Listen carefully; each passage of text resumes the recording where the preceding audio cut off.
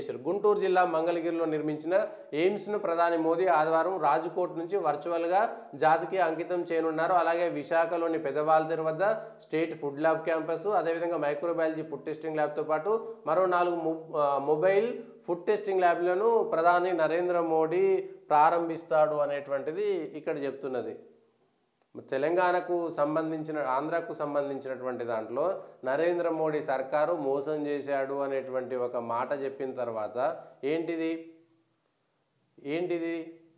సరుకు రవాణాకి రై విజయవాడ ఇటార్సీ కారిడార్కు తాజాగా ప్రతిపాదన డిపిఆర్ రూపొందించాలని ఆదేశించిన రైల్వే శాఖ.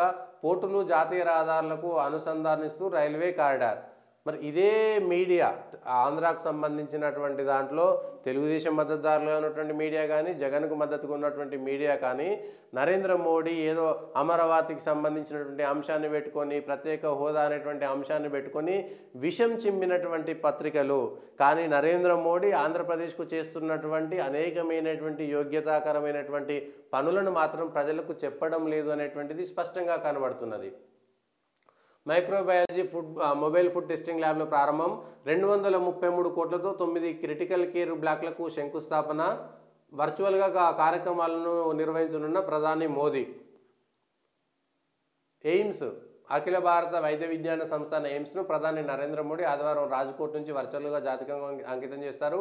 1618 కోట్లతో 183 ఎకరాల్లో 960 పడకలతో ఎయిమ్స్ నిర్మించారు. ఇందులో 125 సీట్లతో కూడిన వైద్య కళాశాల కూడా ఉంది. ఇంకా ల్యాబ్ క్యాంపస్ 4.76 కోట్లతోటి, ఇంకొకటి 2 కోట్లు, ఇంకొక 230 కోట్లతోటి విలువైనటువంటి క్రిటికల్ కేర్ బ్లాక్లను కూడా ప్రధాని వర్చువల్గా చేస్తారంట.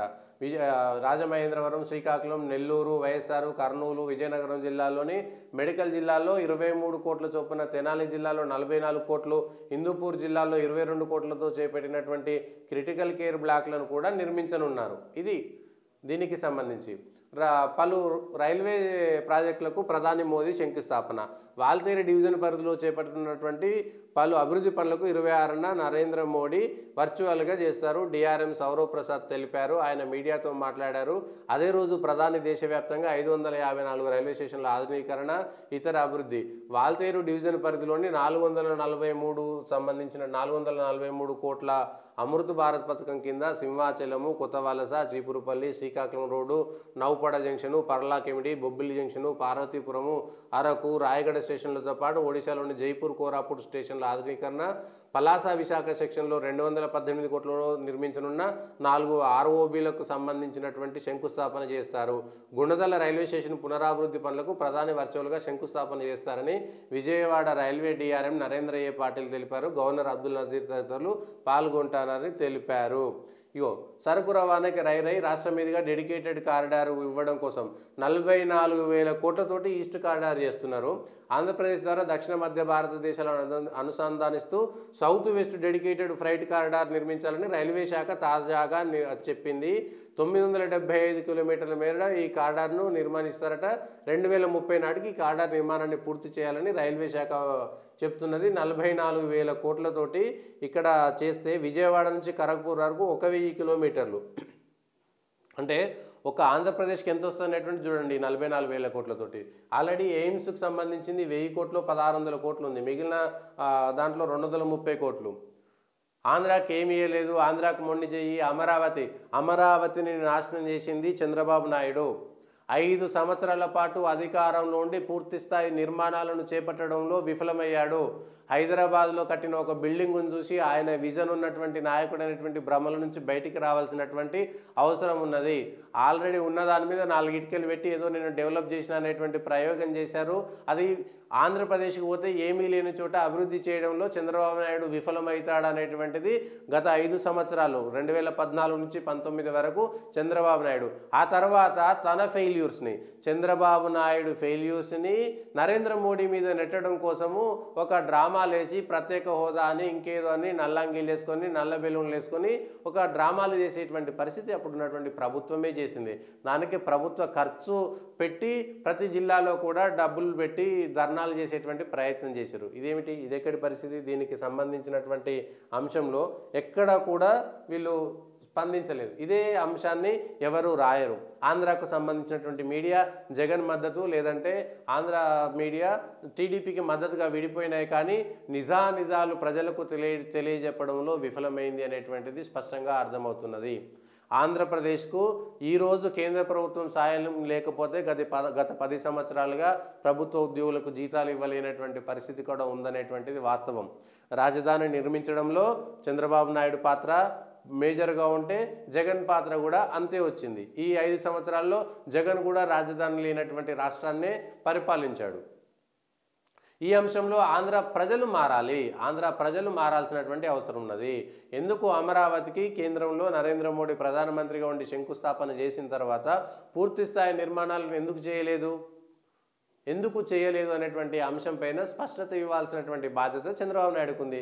తాత్కాలిక నిర్మాణాల పేరిట నిర్మాణాలు చేశారు తప్పితే 5 సంవత్సరాల్లో నరేంద్ర మోడీ సర్కార్ ఇచ్చినటువంటి డబ్బులతోటి ఆకాశ హార్మ్యాలను నిర్మించుకోవచ్చు. ప్రత్యేకమైనటువంటి రాజధాని నిర్మించుకునేటువంటి అవకాశం ఉన్నా కూడా దాన్ని చెడగొట్టుకున్నది చంద్రబాబు నాయుడు. చేజేతుల అమరావతి రైతులను మొదట మోసం చేసింది ఎవరంటే చంద్రబాబు నాయుడే.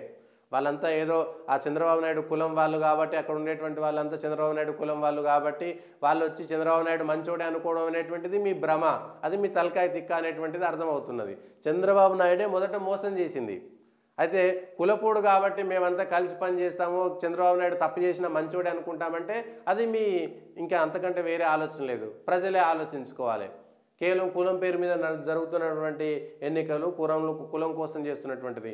అమరావతి అంతా కూడా కులపోలకు లాభం చేయాలనేటువంటి ప్రయత్నం చేసుకున్నారు తప్పితే, ఒక భ్రమల్లో ఉంచాలనుకున్నారు తప్పితే, నేనే 20 ఏళ్ల పాటు అధికారంలో ఉంటా అనేటువంటి భ్రమల్లోకి వెళ్ళిపోయారు. కానీ 5 సంవత్సరాలు ప్రజలు అవకాశం ఇస్తే 5 సంవత్సరాల్లో నేను ఒక శాశ్వత నిర్మాణం చేసి చూపిస్తానేటువంటిది లేదు.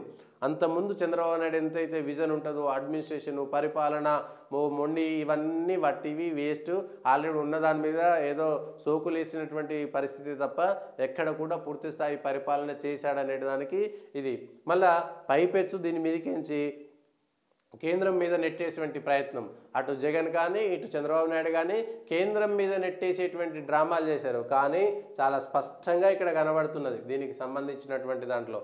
ఇంకా ఇక్కడ వీళ్ళు పాపం ఇగో ఇక్కడ ఇచ్చారు, ఫస్ట్ పేజీలు ఇవ్వలేదు అనుకున్నా. దేశంలోనే అత్యుత్తమం, రాష్ట్రానికి గర్వకారణం మంగళగిరి ఎయిమ్స్. కానీ ఇది నరేంద్ర మోడీ జాతికి అంకితం చేస్తారని అనుకున్నారు. కానీ మళ్ళీ దీన్ని చంద్రబాబు నాయుడు అధికారంలో ఉన్నప్పుడు తీసుకొచ్చిండు అనేటువంటి ప్రయత్నం చేసేటువంటిదే తప్ప ఇది చంద్రబాబు నాయుడు కాదు, నరేంద్ర మోడీ సర్కార్ ఇస్తుందనేటువంటి విషయాన్ని చెప్పడంలో మాత్రం విఫలమయ్యారు అనేటువంటిది చూడొచ్చు.